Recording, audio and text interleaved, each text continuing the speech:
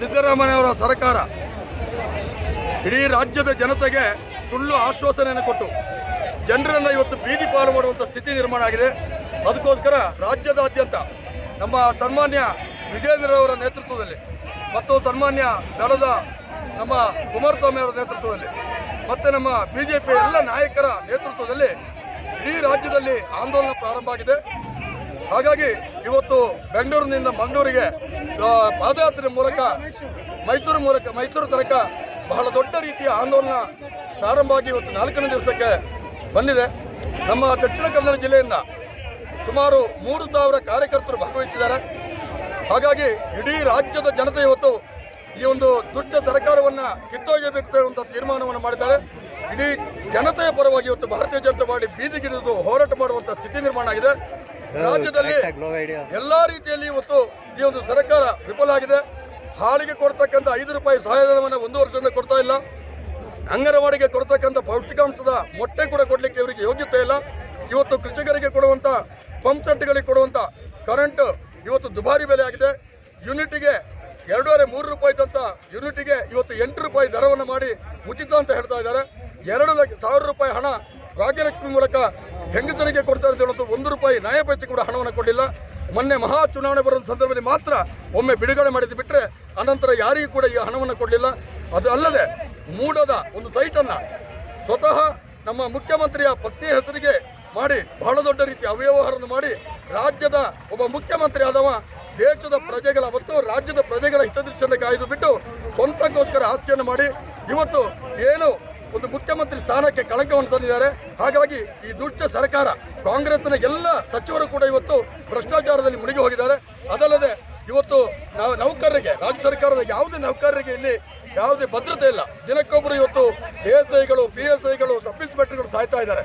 ಯಾಕಂತ ಹೇಳಿದ್ರೆ ಇವರ ಕಿರುಕುಳದಿಂದಾಗಿ ಯಾವುದೇ ಕಚೇರಿಗೆ ಹೋದರೆ ಭ್ರಷ್ಟಾಚಾರ ತುಂಬಿ ಹೋಗಿದೆ. ಜನಸಾಮಾನ್ಯರಿಗೆ ಬೇಕಾಗಿರ್ತಕ್ಕಂಥ ಯಾವುದೇ ಯೋಜನೆಗಳು ಇವತ್ತು ಜಾರಿ ಆಗ್ತಾ ಇಲ್ಲ. ಹಾಗಾಗಿ ಎಲ್ಲ ಜನಸಾಮಾನ್ಯರು ತೀರ್ಮಾನ ಮಾಡಿದ್ದಾರೆ, ಈ ಒಂದು ಸರ್ಕಾರವನ್ನು ಕಿತ್ತೊಗೆಯಬೇಕು. ಸರಿಯಾದಂಥ ರಾಷ್ಟ್ರದ ನಾಯಕರಾಗಿರ್ತಕ್ಕಂಥ ಸನ್ಮಾನ್ಯ ನರೇಂದ್ರ ಮೋದಿಯವರ ಏನು 10 ವರ್ಷದ ಯೋಜನೆಗಳಿದೆ, ಪ್ರತಿಯೊಬ್ಬ ಸಾಮಾನ್ಯ ರೈತರಿಗೂ ಕೂಡ ಸಾಮಾನ್ಯ ಜನರಿಗೂ ಕೂಡ ಬೇಕಾದಂಥ ಯೋಜನೆಗಳನ್ನು ಜಾರಿ ಮಾಡಿದ್ದಾರೆ. ಇಂತಹ ಒಂದು ನಾಯಕತ್ವ ನಮ್ಮ ರಾಜ್ಯದಲ್ಲಿ ಕೂಡ ಬೇಕು ಅಂತ ಹೇಳುವಂಥ ತೀರ್ಮಾನವನ್ನು ಮಾಡಿದ್ದೇವೆ. ಹಾಗಾಗಿ ಭಾರತೀಯ ಜನತಾ ಪಾರ್ಟಿ ಮತ್ತು ಈ ಒಂದು ಜಾತ್ಯತೀತ ಜನತಾ ದಳ ಒಟ್ಟಿಗೆ ಸೇರಿಕೊಂಡು ಈ ಒಂದು ಸರ್ಕಾರವನ್ನು ಕಿತ್ತೊಗೆಯ ತನಕ ಈ ಒಂದು ಬೀದಿಗಿಳಿದು ಹೋರಾಟವನ್ನು ಮಾಡೋದಲ್ಲದೆ ಪ್ರತಿ ಮನೆಗಳಿಗೆ ಹೋಗಿ ಸಾಮಾನ್ಯ ಜನಗಳಿಗೆ ತಿಳಿಸುವಂಥ ಕೆಲಸವನ್ನು ಮಾಡಿ ಆದಷ್ಟು ಬೇಗ ಈ ಸರ್ಕಾರವನ್ನು ತೆಗೆಯುವಂಥ ಕಾರ್ಯವನ್ನು ಮಾಡದೇ ಇದ್ದರೆ ನಮ್ಮ ರಾಜ್ಯ ಇವತ್ತು ಹತೋಟಿ ತಪ್ಪಿದೆ. ರಾಜ್ಯದ ಜನತೆ ಬೀದಿಗೆ ಬೀಳುವಂಥ ಪರಿಸ್ಥಿತಿ ನಿರ್ಮಾಣ ಆಗಿದೆ. ಹಾಗಾಗಿ ಇಡೀ ನಮ್ಮ ವಿಭಾಗದಿಂದ ಸುಮಾರು 7,000ರಿಂದ 8,000 ಸಂಖ್ಯೆಯ ಕಾರ್ಯಕರ್ತರು ಸೇರಿದ್ದಾರೆ. ಎಲ್ಲರೂ ಬಹಳ ನೋವಿನಿಂದ 70 ವರ್ಷ 80 ವರ್ಷ ಏಜಿನ ಅಂದರೆ ವಯಸ್ಕರು ಕೂಡ ಇವತ್ತು ಬೀದಿಗಿಳಿದು ಹೋರಾಟ ಮಾಡುವಂಥ ಸ್ಥಿತಿ ನಿರ್ಮಾಣ ಆಗಿದೆ. ಸನ್ಮಾನ್ಯ ಮುಖ್ಯಮಂತ್ರಿಗಳೇ, ತಕ್ಷಣ ಒಂದು ಪ್ರಜಾಪ್ರಭುತ್ವದ ವ್ಯವಸ್ಥೆಗೆ ನೀವು ಗೌರವ ಕೊಡ್ತಿದ್ರೆ ತಕ್ಷಣ ರಾಜೀನಾಮೆಯನ್ನು ಕೊಟ್ಟು ಇದನ್ನು ಸಮಗ್ರವಾದಂಥ ತನಿಖೆಯನ್ನು ಮಾಡಿ, ಆಗ ಮಾತ್ರ ಜನರಿಗೆ ನಿಮ್ಮ ಮೇಲೆ ವಿಶ್ವಾಸ ಬರ್ತದೆ. ದಯವಿಟ್ಟು ಇದನ್ನು ಮಾಡಿ ತೋರಿಸಿದ್ದ ಈ ಸಂದರ್ಭದಲ್ಲಿ ಹೇಳ್ತಾ ಇದ್ದಾರೆ. ವೆಂಕಟ ಒಳಲಂಬೆ, ಸುಳ್ಯ ಮಂಡಲದ ಬಿಜೆಪಿ ಅಧ್ಯಕ್ಷ. ವಾಲ್ಮೀಕಿ ಹಗರಣದಲ್ಲಿ ಕೂಡ ಸುಮಾರು 180 ಕೋಟಿ ರೂಪಾಯಿ ವ್ಯವಹಾರವನ್ನು ಮಾಡಿದ್ದಾರೆ. ಅದು ಕೂಡ ನೇರ ಜಮಾವಣೆ ಮಾಡಿರ್ತಕ್ಕಂಥದ್ದು. ಯಾವುದು ಅವರ ಏನು ಕಾಂಗ್ರೆಸ್ನ ಒಂದು ಚುನಾವಣೆ ಸಂದರ್ಭದಲ್ಲಿ ಒಂದು ಅಕೌಂಟಿನಿಂದ ಮತ್ತೊಂದು ಅಕೌಂಟಿಗೆ ಹ್ಯಾಂಡ್ ಓವರ್ ಮಾಡಿ ಈ ರೀತಿ ಇಷ್ಟ ತನಕ ರಾಜ್ಯದಲ್ಲಿ ನಡೆಯಲಿಲ್ಲ. ಅವ್ಯವಹಾರಗಳು ಸಣ್ಣ ಪುಟ್ಟ ನಡೆದಿರುವಂಥದ್ದು ಇದೆ. ಆದರೆ ಇಡೀ ಹಣವನ್ನೇ ಗುಳು ಮಾಡಿರ್ತಕ್ಕಂಥ ಸರ್ಕಾರ ಇದ್ದರೆ ಈಗಿನ ರಾಜ್ಯ ಸರ್ಕಾರ ಸಿದ್ದರಾಮಯ್ಯ ನೇತೃತ್ವದ ಸರ್ಕಾರ ಅಂತ ಹೇಳಲಿಕ್ಕೆ ಇಷ್ಟಪಡ್ತಾ ಇದ್ದೇನೆ. ನಮ್ಮ ಸನ್ಮಾನ್ಯ ಮಾಜಿ ಸಚಿವರು ಎರಡು